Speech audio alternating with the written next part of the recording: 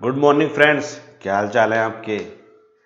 मैं आपको टीच कर रहा हूं expenditure on scientific research section 35। मैंने section 35 sub section 1 clause 1 teach किया था। अगर आपने अपने बिजनेस के लिए रेवेन्यू एक्सपेंडिचर किया है, कमेंसमेंट से 3 साल पहले तक के खर्चे भी माइनस किए जाते हैं। मैंने आपको section 35 sub section 1 clause 4 teach किया था। अगर अपने बिजनेस के लिए आपने कैपिटल एक्सपेंडिचर किया है कॉस्ट ऑफ लैंड को छोड़कर, और 3 साल पहले के जो खर्चे होंगे वो भी माइनस किए जाएंगे। फिर मैंने एक बात और भी बताई थी, अगर कोई स्पेसिफिक कंपनी है जो बायोटेक्नोलॉजी या प्रोडक्शन और मैन्युफैक्चरिंग में इन्वॉल्व है, तो वो किसी भी तरीके खर्चा करती है रेवेन्यू या कैपिटल, बिल्डिंग और लैंड की कॉस्ट को छोड़कर। वो पहले 150% था, लेकिन अब आपको 100% का बेनिफिट दिया जाएगा। तो एक टॉपिक मुझे आज टीच करना है आपके लिए, sale of asset use for scientific research. जिस एसेट को आपने यूज किया था साइंटिफिक रिसर्च के लिए, उसको आप सेल कर देते हो। बहुत इंटरेस्टिंग टॉपिक है, पेपर में आने के बहुत चांसेस हैं, बहुत ध्यान से देखना। तो टॉपिक का नाम है sale of asset used for scientific research.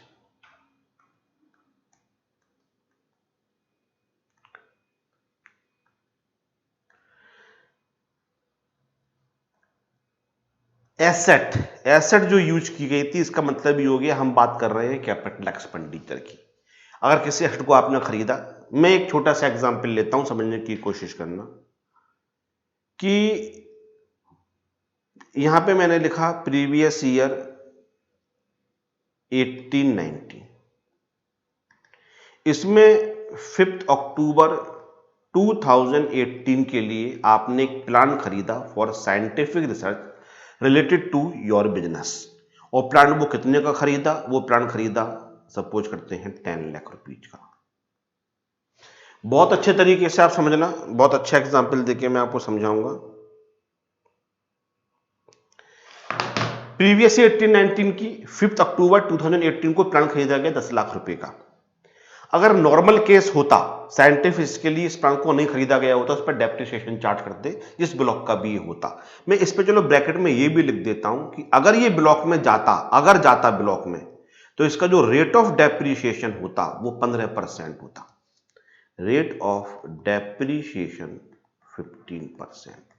ये मैं ये नहीं कह रहा हूं कि लगेगा, मैं कहता हूं कि अगर ये ब्लॉक में एंटर करता तो इसके लिए जो रेट होता, क्योंकि प्लांट के तो बहुत सारे रेट्स मैंने आपको बताए हुए हैं, तो ये 15% वाला रेट होता।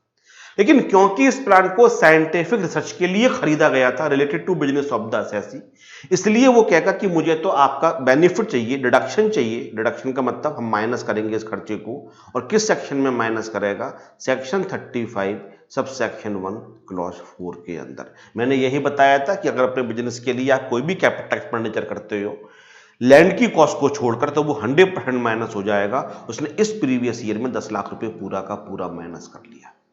अब ये ब्लॉक में एंटर नहीं करेगा। जब आपने पूरी की पूरी कॉस्ट माइनस कर ली तो ब्लॉक में क्यों एंटर करेगा?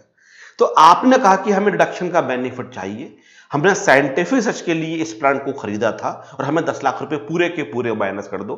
सरकार ने उसको अप्रिशिएट किया कि you are engaged in the scientific research, तो हम आपको टैक्स में एक ऐसा बेनिफिट देंगे जो जनरली नहीं दिया जाता है।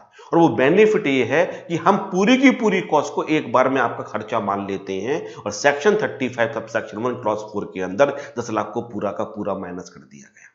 बिल्कुल सही है, समझ में आ गया। अब प्रॉफिट एंड लॉस अकाउंट में आपको डेप्रिसिएशन नजर नहीं आएगा इस प्लांट के ऊपर। Cost of the plant use for scientific research के नाम से पूरा का पूरा 10 लाख रुपए माइनस हो गया। वो कितना खुश है। अगर डेप्रिसिएशन माइनस करता तो पहले साल 15% केवल 1.5 लाख रुपए माइनस होते, उसकी इनकम 1.5 लाख रुपए से कम हो जाती, तो 1.5 लाख रुपए पे उसको टैक्स नहीं पे करना पड़ता। लेकिन अब पूरी की पूरी 10 लाख रुपए उसकी इनकम माइनस हो गई, 10 लाख रुपए से उसकी इनकम कम हो गई। अब वो 10 लाख रुपए पर टैक्स पे नहीं करेगा। इनकम टैक्स में हम हर चीज को बेनिफिट इस रेस्पेक्ट में देखते हैं कि वो कम से कम टैक्स कब पे करेगा। अब आ गया आपका प्रीवियस ईयर, मैंने लिखा प्रीवियस ईयर 2021, असेसमेंट ईयर 21-22। अब कहानी यहां से शुरू होती है। अगर आप सीरियसली पढ़ोगे तो डेफिनेटली समझ में आएगा कि मैं आपको टीच क्या करना चाहता हूं। आपको समझना पड़ेगा कंसेप्ट क्या है ये। अब उसने कहा मैं इसको बेचता हूं। अब हम इसके दो केस बना देते हैं बेचने के रेस्पेक्ट में। पहला केस है sold without having been used for other business purposes.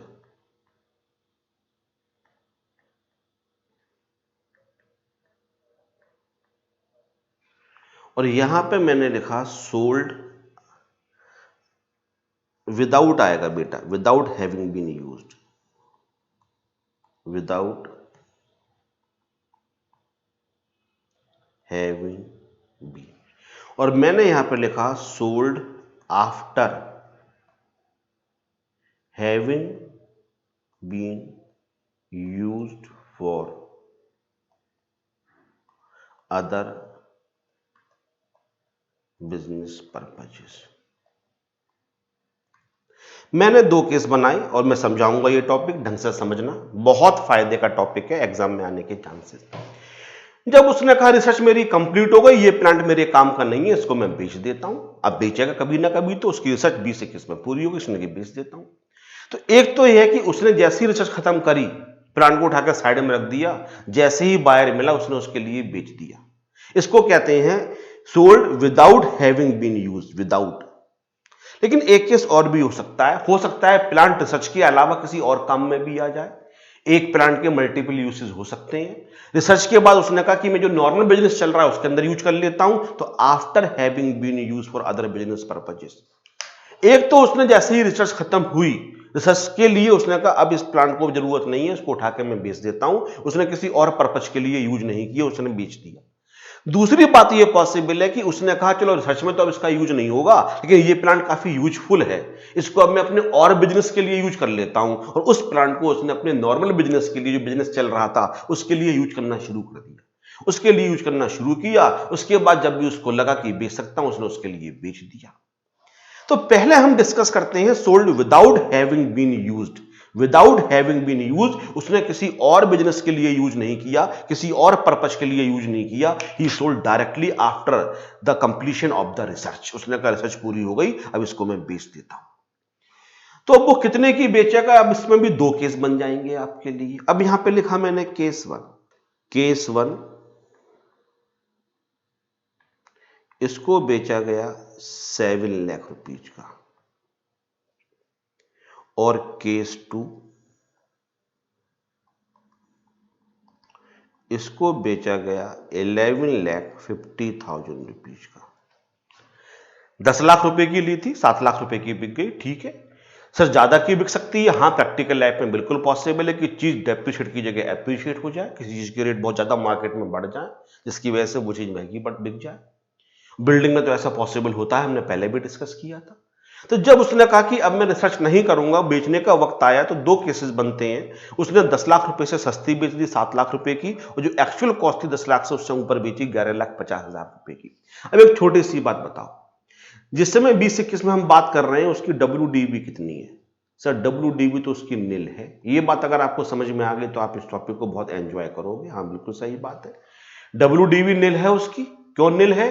क्योंकि सर हम तो 10 लाख रुपए पूरे के पूरे माइनस कर चुके हैं, हमने तो पूरे को ही अपने तरीके से एक्सपेंडिचर मान लिया था, तो वैल्यू तो हमारी डेट में नील है। जो चीज नील की थी जब आपने बेचा, उसके आपके 7 लाख रुपए मिल गए। आप बात को समझो, आपके हिसाब से आपका खर्चा 10 लाख रुपए का हो गया, आपकी एसेट की वैल्यू 0 की बिकनी चाहिए थी, लेकिन बिक गई 7 लाख रुपए की। तो 10 लाख रुपए आपने खर्चा माइनस किया था, उसमें तो 7 लाख रुपए दोबारा से आपके पास रिकवर हो गए, तो अब आपको 7 लाख रुपए पर टैक्स पे करना चाहिए था। या तो आप 10 लाख रुपए की एसेट को साइंटिफिक रिसर्च में तब तक यूज करते रहते रिसर्च के बिजनेस में, जब तक उसकी वैल्यू 0 नहीं हो जाती, वो बिल्कुल ही खस्ता हालत नहीं हो जाती।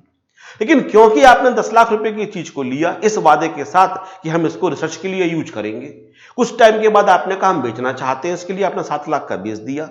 आप टैक्स में बेनिफिट 10 लाख रुपए का ले चुके हो, लेकिन 10 लाख में से 7 लाख रुपए आपके वापस आ गए, तो आपका खर्चा 3 लाख रुपए का ही हुआ। आप 10 लाख पूरे पूरे माइनस कर चुके हो, आप 10 लाख के रेस्पेक्ट में टैक्स बचा चुके हो, तो 7 लाख रुपए के रेस्पेक्ट में टैक्स आप सरकार को अब वापस करोगे। तो ये आपकी PGPP की इनकम बन जाएगी।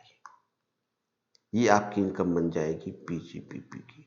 और कितनी इनकम हो जाएगी आपकी PGPP की? 7 लाख रुपए पूरे की पूरी। बात बहुत लॉजिकल है। क्यों लॉजिकल है? क्योंकि आपने जो चीज जीरो की मान ली थी, अगर उसके 7 लाख रुपए आपको मिल गए तो 7 लाख रुपए पे आपको टैक्स पे करना चाहिए। तो अब ये बिजनेस की इनकम की तरफ क्रेडिट साइड कर दिखा दिया जाएगा। Sale of asset use for scientific research, और 7 लाख रुपए आपकी इनकम बना दी जाएगी, और इस 7 लाख रुपए पे अब आपके लिए टैक्स पे करना पड़ेगा। रटना नहीं है, लॉजिकल बात चल रही है, बिल्कुल 100% लॉजिकल बात चल रही है। लेकिन सर अगर 11,50,000 रुपीज की बेची तो पीजीबीपी की इनकम 11,50,000 हो गई, बस गलती कर गए। वो पावर जनरेशन अंडरटेकिंग में भी हमने सेम चीज करवाई थी आप लोगों के लिए। जितना पीजीबीपी में आपने क्लेम किया उतने तक की रिकवरी होगी, वो तो पीजीबीपी हेड में टैक्सेबल होगी। और एसेट की कॉस्ट के ऊपर जो आपको मिलेगा वो किस हेड में चला जाएगा? वो कैपिटल गेन में चला जाएगा। तो यहां पहले तो निकालते हैं पीजीबीपी की इनकम, और पीजीबीपी की इनकम कितनी हो जाएगी सर? वो हो जाएगी 10 लाख रुपए। 10 लाख क्यों? पीजीबीपी में जो आपने चार्ज किया था वो तो केवल 10 लाख रुपए ही चार्ज किया था। जो खर्चा आपने माइनस किया था वो खर्चा अब पूरा का पूरा रिकवर हो गया। सरकार कहेगी 10 लाख रुपए आपने टैक्स बचाया था, ये बोल के 10 लाख रुपए खर्चा हो गया, लेकिन 10 लाख रुपए पूरे के पूरे रिकवर हो गए, तो 10 लाख रुपए पर टैक्स पे करो, आपको यहां 10 लाख रुपए पर टैक्स ले लो। लेकिन 10 लाख के ऊपर जो मिलेगा वो तो कैपिटल गेन के प्रोविजंस के according transfer of capital asset हो गया। अब यहां पे कैपिटल गेन निकालेंगे तो पहले देखेंगे होल्डिंग पीरियड, और ये जो होल्डिंग पीरियड है, ये होल्डिंग पीरियड 3 साल से कम है, 36 मंथ से कम है। 18-19 में खरीदी थी और 20-21 में बेच दी, तो ये 3 साल से कम है, तो शॉर्ट टर्म कैपिटल गेन होगा। तो शॉर्ट टर्म कैपिटल गेन कितना आ जाएगा?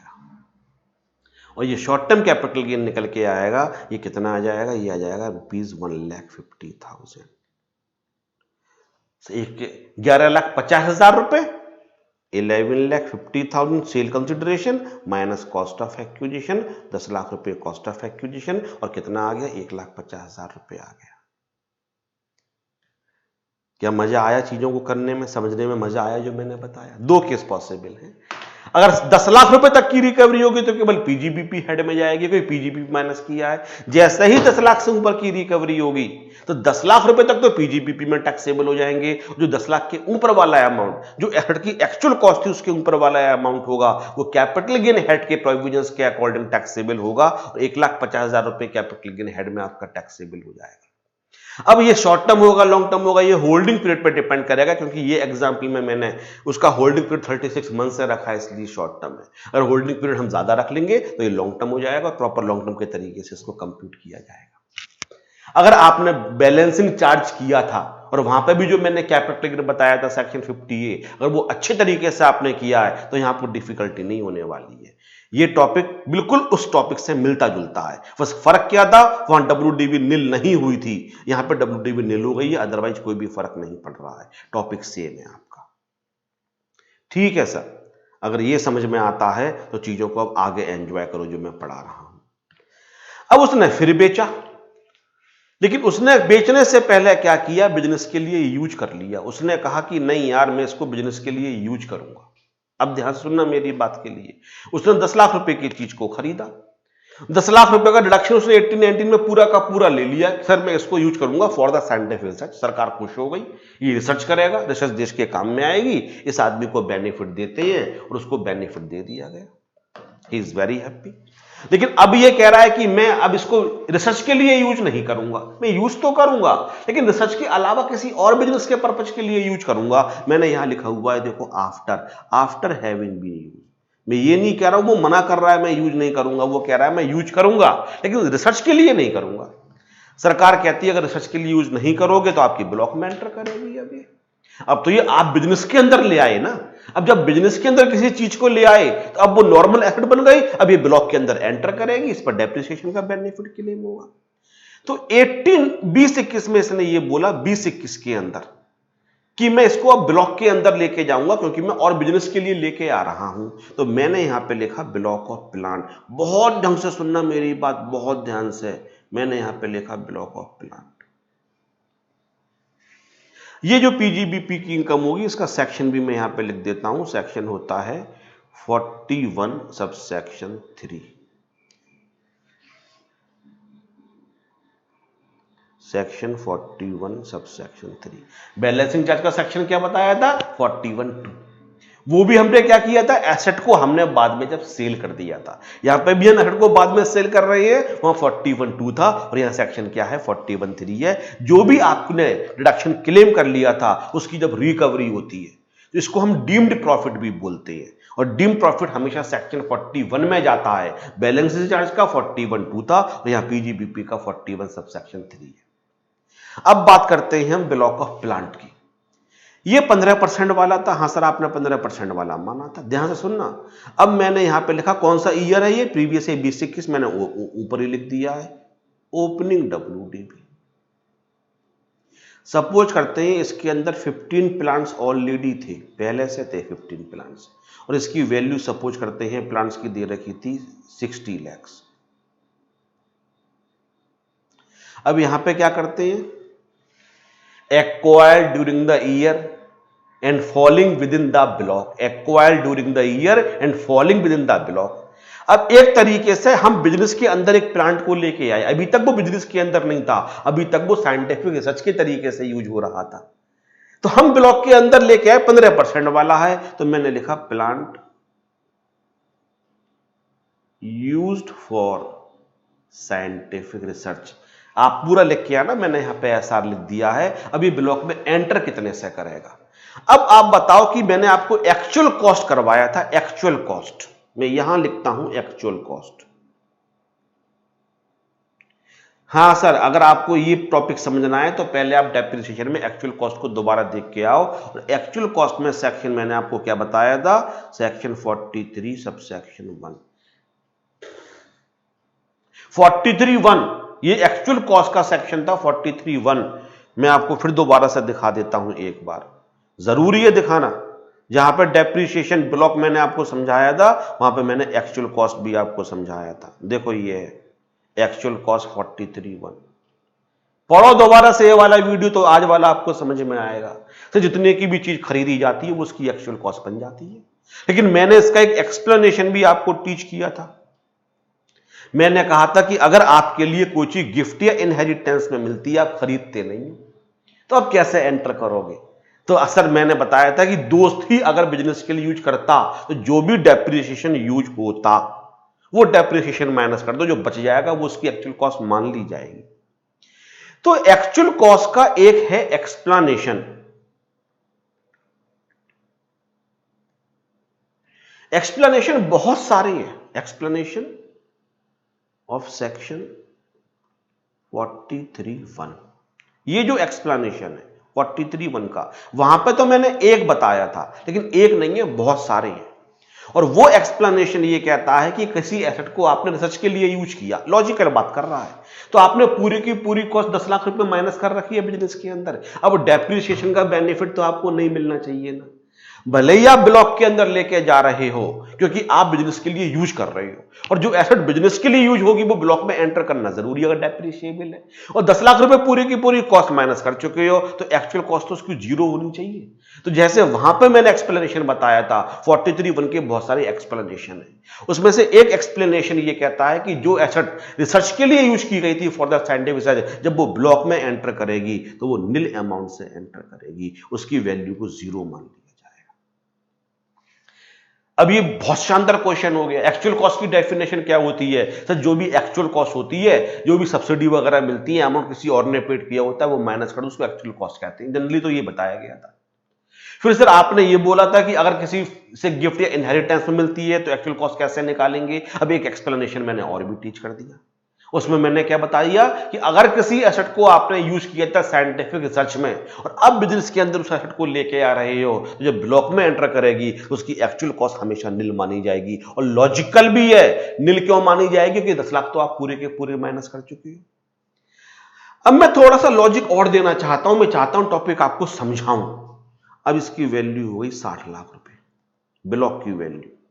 अभी तक 15 प्लांट्स थे, अब इसमें कितने प्लांट्स हो गए, 16 प्लांट्स, और 16 प्लांट्स की वैल्यू कितनी हो गई आपकी 60 लाख रुपए माइनस। बताओ इसी साल बेच दूं या अगले साल बेच के दिखाऊं, क्या कोई फर्क नहीं पड़ेगा। इसी साल भी बेच सकते हो। सपोज करते हैं अप्रैल के मंथ में एंटर करा था, फिर मार्च में इसको लगा नहीं बिजनेस के लिए यूज नहीं कर रहे हैं, इसको बेच देते हैं, ये भी पॉसिबल है। या फ्यूचर में कभी बेचेगा, चलो हम फ्यूचर में बेचते हैं, यहां इसने किसी को भी चीज को बेचा नहीं। इस साल की जो WDV थी अंडर सेक्शन 43(6) वो आ गई 60 लाख रुपए से। हम इस साल भी बेचना दिखा सकते थे, मैं क्वेश्चन को अच्छा बनाने के लिए अगले साल बेचता हूं, तो यहां पे हम डेप्रीशिएशन निकाल देते हैं। तो डेप्रीशिएशन 60 लाख रुपए का 15%, 9 लाख रुपए। तो अब मैंने यहां पे लिखा प्रीवियस ईयर 21-22, असेसमेंट ईयर 22-23। मैं एक बेटर क्वेश्चन आपको टीच करना चाहता हूं, लॉजिक देना चाहता हूं, तो समझो। अब मैंने यहां पे लिखा ओपनिंग WDV 16 प्लांट्स है इसके अंदर, लास्ट ईयर तो कोई बेचा नहीं था, वो आ गया 51 लाख का, 60 लाख का। जो आपका नील से एंटर किया उस पर तो डेप्रिसिएशन का बेनिफिट मिला नहीं होगा, ये नील से एंटर किया है तो 60 लाख के अंदर तो ये इंक्लूड है ही नहीं, इस पर डेप्रिसिएशन का बेनिफिट मिला ही नहीं होगा। क्यों नहीं मिला होगा? ऑलरेडी कॉस्ट आप पूरी की पूरी पहले ही माइनस कर चुकी हो। अब 60 लाख में से 9 लाख रुपए डेप्रिसिएशन हो गए तो नेक्स्ट ईयर तो 51 से स्टार्ट हो जाएगा। हाँ जी सर। अब यहां पे मैंने लिखा परचेज ड्यूरिंग द ईयर, इसको अब मैं नील मान लेता हूं कि इस साल कोई खरीदा नहीं गया, 51 लाख। आप चाहो तो खरीदने को भी इंक्लूड कर सकते हो, लेकिन अब बेचा। और किसको बेचा? Plant which was used for scientific research. अब इसको बेच दिया। अब हमने इधर 7 लाख का भी बेचा, 1150 का भी बेचा। हम सपोज करते हैं 7 लाख रुपए का बेचा। WDV अंडर सेक्शन 43(6) कितनी हो जाएगी? 44 लाख। अब आपको समझ में आया क्या हुआ? जीरो की चीज थी, उसके आपको कितने पैसे मिल गए? 7 लाख रुपए मिल गए। तो 7 लाख रुपए आपके बिजनेस की इनकम के तरीके से टैक्सेबल होने चाहिए। समझो बात के लिए। जीरो की चीज थी, आपने 7 लाख रुपए की बेच दी, 10 लाख रुपए का बेनिफिट। जब आपने 7 लाख रुपए की बेची तो इसने ब्लॉक की वैल्यू को 7 लाख रुपए से कम कर दिया। एंटर तो जीरो से करी, एंटर तो देखो ऊपर जीरो से करी थी, लेकिन वैल्यू 7 लाख रुपए से इसने कम कर दी, तो ब्लॉक की जो फाइनल वैल्यू थी वो 7 लाख रुपए से कम हो गई। अब जो आप डेप्रीशिएशन यहां पे निकालोगे वो 44 लाख पे निकालोगे, अब 51 लाख पे नहीं निकालोगे। इसका मतलब क्या हुआ? 7 लाख के रेस्पेक्ट में डेप्रिसिएशन का बेनिफिट नहीं मिलेगा। इसका मतलब क्या हुआ? 7 लाख रुपए दोबारा से इनकम के तरीके से टैक्सेबल हो जाएंगे। ये बात अगर समझ गई तो इनकम टैक्स ने आपने एक बहुत ही शानदार पॉइंट समझ लिया। दोबारा समझो मैं क्या कहना चाहता हूं। वो कहता था कि मैं डेप्रिसिएशन 51 लाख पे लेना चाहता हूं, लेकिन एक एसेट जीरो से एंटर करती है और जब बिकती है तो 7 लाख रुपए लेकर चली जाती है। जो डेप्रिसिएशन 51 लाख पे मिलना चाहिए था वो डेप्रिसिएशन केवल 44 लाख पे दिया जा रहा है। जो डेप्रिसिएशन 51 लाख पे मिलना चाहिए था वो डेप्रिसिएशन केवल 44 लाख पे दिया जा रहा है। तो 7 लाख रुपए पर डेप्रिसिएशन का बेनिफिट नहीं मिला। जब 7 लाख पर डेप्रिसिएशन का बेनिफिट नहीं मिला तो 7 लाख के डेप्रिसिएशन के रेस्पेक्ट में उसकी इनकम ओवर द ईयर दोबारा से बढ़ जाएगी। दोबारा समझो, ज्यादा चीजों पर डेप्रिसिएशन लेते हो तो आपका खर्चा ज्यादा शो होता है, आपकी इनकम कम निकल के आती है। कम अमाउंट पर डेप्रिसिएशन लगाओगे, डेप्रिसिएशन कम आएगा, आपकी इनकम ज्यादा निकल के आएगी। अब आपको जिंदगी में 7 लाख रुपए पर डेप्रिसिएशन का बेनिफिट मिलेगा ही नहीं। इसका मतलब 7 लाख रुपए के रेस्पेक्ट में अगर इंक्लूड रहती ब्लॉक के अंदर तो वो 7 लाख रुपए पर डेप्रिसिएशन का बेनिफिट लेता रहता ओवर द ईयर। जीरो वाली चीज 7 लाख रुपए लेके बाहर निकल गई। अब वो कहता है 7 लाख रुपए के रेस्पेक्ट में कभी भी डेप्रिसिएशन का बेनिफिट मिल ही नहीं पाएगा। इसका मतलब अब ओवर द ईयर 7 लाख रुपए दोबारा से बिजनेस की इनकम के तरीके से टैक्सेबल हो जाएंगे।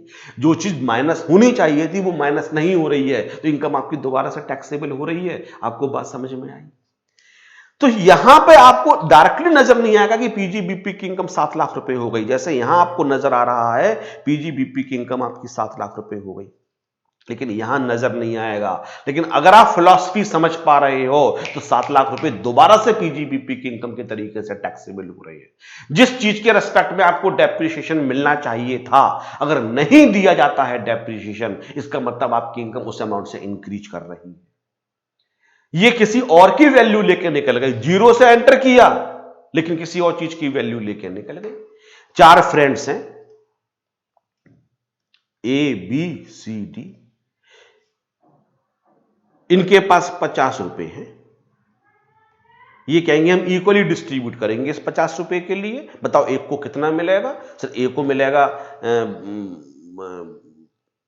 12 रुपए 50 पैसे, 12 रुपीज 50 पैसे। इस तरीके से सबको इक्वल इक्वल मिल जाएगा इक्वल। अब एक ई और एंटर करता है, और ई एंटर करता है 0 से, वो अपना कुछ भी कॉन्ट्रीब्यूशन लेके नहीं आता है, लेकिन वो कहता है कि अब मैं शेयर लूंगा। 0 से एंटर के बाद भी 50 रुपए हुआ। अब इसको डिस्ट्रीब्यूट करोगे तो आप सबको कितना कितना मिलेगा? अब सबको 10-10 रुपए मिलेगा। सोचो आप, ई एंटर तो 0 से करता है लेकिन 10 रुपए लेके निकल जाता है, तो बाकी का जो शेयर 12 रुपए 50 पैसे था, वो 12 रुपए 50 पैसे 10 रुपए रह जाएगा। लॉजिक समझो, 50 रुपए को 4 लोगों में शेयर करोगे, 12 रुपीज 50 पैसा, 12 रुपीज 50 पैसा। अब एक अपना कॉन्ट्रीब्यूशन लेके आता अगर तो समझ में आता, वो अपना कंट्रीब्यूशन तो 0 लेके आता है लेकिन निकलता है 10 रुपए लेके, तो बाकी का हिस्सा तो लेके निकल गया ना, वो कम कर गया ना। तो इसी तरीके से जो साइंटिफिक रिसर्च के लिए प्लान था, वो एंटर तो 0 से करता है लेकिन 7 लाख रुपए लेके चला जाता है, तो ब्लॉक की वैल्यू 7 लाख से कम चला गया। अब 7 लाख के रेस्पेक्ट में डेप्रिसिएशन का बेनिफिट नहीं मिलेगा, 7 लाख के रेस्पेक्ट में इनकम माइनस नहीं हो पाएगी, 7 लाख दोबारा से टैक्सेबल हो जाएंगे। और अगर सर वो जैसे यहां पे आपने बताया था 11,50,000, 1150 का अगर वो बिकता तो यहां से 11,50,000 माइनस कर दो, जितने से भी बिकेगा उतने से ब्लॉक की वैल्यू वो कम कर जाएगा, और ब्लॉक की वैल्यू कम हो जाएगी, इसका मतलब भी क्या हो गया? उस पर डेप्रिसिएशन का बेनिफिट नहीं मिलेगा, उससे आपकी इनकम दोबारा से टैक्सेबल हो जाएगी। कि आपको ये बातें अच्छी तरीके से समझ में आ रही हैं जो मैंने कहा? अगर आ रही हैं तो आप रियली में टैक्स को एंजॉय करना शुरू कर रहे हो। लेकिन एक छोटा सा एग्जाम्पल मैं और भी दूंगा, वो आपको समझना पड़ेगा एग्जाम्पल। वो एग्जाम्पल ये है कि वो 7 लाख रुपए की जगह मैंने जो बेचा, अब मैं यहां पे दोबारा से उस एग्जाम्पल को समझाता हूं। 0 से उसने एंटर किया, और यहां मैं आपको दोबारा समझाता हूं, और आपको समझ में आ गया तो मुझे बहुत खुशी होगी।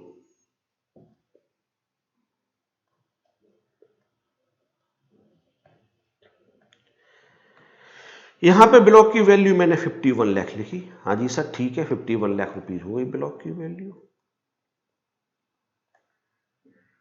अब जब बिका तो 60 लाख रुपए का बिक गया ये। सर इतना महंगा कैसे बिक गया? अज्यूम करते हैं बिक गया, कभी कभी चीजें अनएक्सपेक्टेड भी हो जाती हैं। चीज बहुत मार्केट में प्राइस बढ़ गया, स्कार्सिटी हो गई, रेट आसमान को छूने लगे, ये चीज किसी को बहुत ज्यादा जरूरत उस चीज की, वो 60 लाख रुपए देने पर तैयार हो गया। अब 0 से एंटर किया और 60 लाख रुपए आप लेके निकले, तो 60 लाख रुपए दोबारा टैक्सेबल होने चाहिए। यहां पे आप 7 लाख रुपए की बेची, 7 लाख रुपए टैक्सेबल कर दिया। 1150 की बेची, 1150 टैक्सेबल किया। बस फर्क क्या पड़ा? 10 लाख को पीजीबीपी में टैक्सेबल किया, और 10 लाख के ऊपर वाले को हमने टैक्सेबल कैपिटल गेन में किया। क्यों? क्योंकि पीजीबीपी में 10 लाख रुपए चार्ज किए थे, इसलिए पीजीबीपी में 10 लाख रुपए लेके गए, और उसके ऊपर 1,50,000 लेके गए। लेकिन टैक्सेबल अगर टोटल देखा जाए तो 10 लाख प्लस 1,50,000, टोटल टैक्सेबल तो 11,50,000 रुपए ही हो रहा है। अब जब 60 लाख रुपए का आपने बेचा तो 60 लाख रुपए टैक्सेबल होना चाहिए, और मैंने आपको बताया हुआ ब्लॉक के अंदर ब्लॉक की वैल्यू नील हो जाएगी। हां जी, ब्लॉक के अंदर भी 15 प्लांट्स बचे हुए हैं, लेकिन ब्लॉक की वैल्यू को 0 कर दिया जाएगा। अब डेप्रिसिएशन का बेनिफिट तो मिलेगा नहीं, और शॉर्ट टर्म कैपिटल गेन निकल के आ जाएगा अंडर सेक्शन 50। मैंने बताया था ब्लॉक की वैल्यू जब भी 0 होती है, 51 लाख की चीज 60 लाख की आपने सेल कर दी, तो 9 लाख रुपए आपका आ गया शॉर्ट टर्म कैपिटल गेन 50 के अंदर। देख लेना पुरानी एसेट। अब 60 लाख दोबारा से पूरे के पूरे टैक्सेबल हो गए। जो चीज 0 की थी अगर 60 लाख की बेच दी तो 60 लाख रुपए टैक्सेबल होने चाहिए। अब 51 लाख पर डेप्रिसिएशन का बेनिफिट नहीं मिलेगा, जिस पर डेप्रिसिएशन का बेनिफिट मिलना चाहिए ये नहीं मिलता है, उतने से एक तरीके से इनकम टैक्सेबल हो जाती है। अब इनकम कम ही नहीं होगी 51 लाख से ओवर द ईयर, तो 51 लाख दोबारा टैक्सेबल हो गई, तो 51 लाख तो पीजीबीपी के हेड में टैक्सेबल हो जाएंगे। वो दिखाई नहीं पड़ रहे हैं लेकिन ऑटोमेटिकली टैक्सेबल हो जाएंगे। जब डेप्रिसिएशन माइनस ही नहीं कर रहे हो तो इनकम उस अमाउंट से अपने आप इंक्रीज कर रही है। और 51 लाख के ऊपर जो भी मिला वो किस हेड में टैक्सेबल हो गया? वो कैपिटल गेन हेड में टैक्सेबल हो गया। जब तक ब्लॉक की वैल्यू पॉजिटिव रहेगी तब तक पूरा का पूरा पीजीबीपी के अंदर एडजस्ट हो रहा है। जब ब्लॉक की वैल्यू 0 हो जाएगी, अब भी इनकम हो रही है, वो कैपिटल गेन हेड में चली जाएगी। ये बातें यार समझ लो बस तुम, मैं ये चाहता हूं। ये कहीं भी मैं ये नहीं कह रहा हूं कि I am the only teacher जो इस तरीके से पढ़ा रहा है, और टीचर्स नहीं पढ़ाते, सब बहुत अच्छा पढ़ाते हैं। लेकिन हो सकता है कोई कोई टॉपिक पे बहुत मेहनत कर रहा है, कोई किसी और टॉपिक पे ज्यादा मेहनत कर रहा है, किसी टीचर का मूड कोई टॉपिक पढ़ाते समय बहुत अच्छा है, किसी को समय उतना अच्छा नहीं है। डिफरेंट रीजंस होते हैं कि कभी कोई टॉपिक किसी को क्लिक करता है, किसी के लिए क्लिक नहीं करता है। सब अच्छा पढ़ाते हैं, लेकिन ये टॉपिक जो इस समय मैं पढ़ा रहा हूं, मुझे ये लगता है कि ये फिलॉसफी शायद कहीं और किसी बुक में आप पढ़ोगे तो आपको डायरेक्टली समझ में नहीं आए। जो मैं आपको एक व्यू देना चाहता हूं, पिक्चर देना चाहता हूं, वो समझने की कोशिश करो। 10 लाख की चीज खरीदी और 10 लाख पूरे माइनस कर दिए, आप ये मान चुके हो आपका खर्चा हो चुका है। इस तरीके से समझो कि आपके पास 100 रुपए थे, और 100 रुपए एक दिन आप देखते हो आपने पूरे के पूरे खर्च कर दिए। 100 रुपए मार्केट में गए, अपने लिए कोई आइटम लेके आ गए, 100 रुपए आपका खर्चा हो गया। खर्चा कितना हो गया? 100 रुपए का। आप एक दिन जा रहे हो, उस शॉपकीपर ने आपको बुलाया, भाई साहब बात सुनो, आप जाते हो, बोला भाई साहब मेरे उस आइटम पे प्राइस टैग गलत लग गया था, वो चीज 100 रुपए की नहीं थी, वो 80 रुपए की थी। तो लो अब आपका हम ये 20 रुपए आपको वापस कर देते, उसने 20 रुपए आपको वापस कर दिए। तो अब आप बताओ खर्चा कितने का हुआ? अब ये 100 रुपए खर्चा आप कैसे कह सकते हो? अब 20 रुपए को दोबारा इनकम बोलोगे ना अपनी आप। आपने 100 रुपए पूरा का पूरा खर्चा मान लिया था, लेकिन 100 रुपए में आपको 20 रुपए वापस मिल गए, तो अब 20 रुपए को आप ये बोलोगे ना मेरी इनकम है आज की डेट के अंदर। हाँ सर बोला मैं। तो आपने कोई चीज 10 लाख रुपए की खरीदी, और 10 लाख पूरे के पूरे आपने 3514 में माइनस कर लिए, लेकिन अब बाद में उसमें से आपको 7 लाख रुपए मिल गए, तो 7 लाख रुपए को इनकम बनाओगे। अब सपोज करते हैं आपने 100 रुपए की चीज खरीदी, दुकानदार ने कहा प्राइस टैग भाई साहब उस पर गलत लग गया था, और प्राइस टैग की वजह से आपका ये 20 रुपए आपके हम वापस कर रहे हैं, आपको 20 रुपए इनकम मिल गई। अगर वो सपोज आपसे ये कह देता है कि भाई साहब प्राइस टैग गलत लग गया था और हमें बड़ा दुख है, तो हम आपके पैसे तो वापस करेंगे, और आपको कंफर्ट करने के लिए हम थोड़ा पैसा आपको और देंगे, 120 रुपए आप रख लो।